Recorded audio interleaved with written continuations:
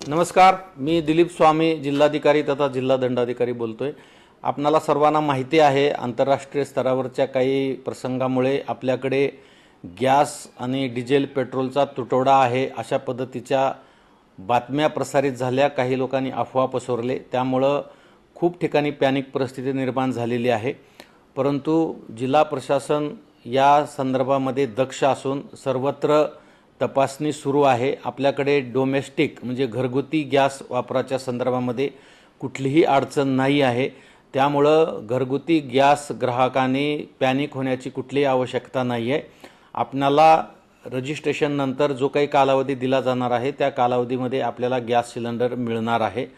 फक्त commercial gas उपलब्धतेच्या बाबतीमध्ये अडचण निर्माण झालेली आहे, त्याच्या संदर्भामध्ये सुद्धा शासन स्तरावरून प्रयत्न चालू आहेत आणि जिल्हा प्रशासन स्तरावर सुद्धा या संदर्भामध्ये विविध कंपन्यांशी बोलणे चालू आहे।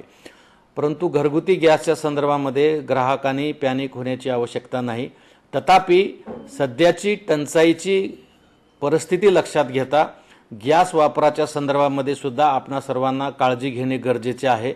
जास्तीचे पदार्थ तयार करणे किंवा गॅस वाया घालवणे किंवा बऱ्याच ठिकाणी गॅस चालू असतो आणि त्यावर काही शिजवलं जात नाही, अशा पद्धतीने मोठ्या प्रमाणामध्ये गॅस बऱ्याच ठिकाणी वाया जातो। तर या सर्व बाबी आपण लक्षात घेऊन माझी सर्वांना विनंती असणार आहे की आपण पाणी टंचाईच्या काळामध्ये ज्या पद्धतीने पाणी जपून वापरतो त्याच पद्धतीने आता गॅस सुद्धा आपल्याला जपून वापरावा लागणार आहे। जोपर्यंत ही परिस्थिती निवळत नाही तोपर्यंत प्रत्येक ग्राहकाने आवश्यकतेप्रमाणेच अत्यंत काटेकोरपणे गॅसचा वापर केला तर आपल्याला गॅस पुरेसा उपलब्ध होऊ शकतो। त्यामुळे आपण गॅस वाया जाणार नाही याची पण काळजी घ्या।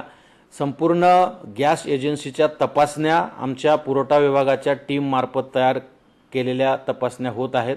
जिल्हाभरामध्ये आपण 11 टीम तयार केलेल्या आहेत आणि कालपासून सातत्याने या ठिकाणी तपासण्या सुरू आहेत।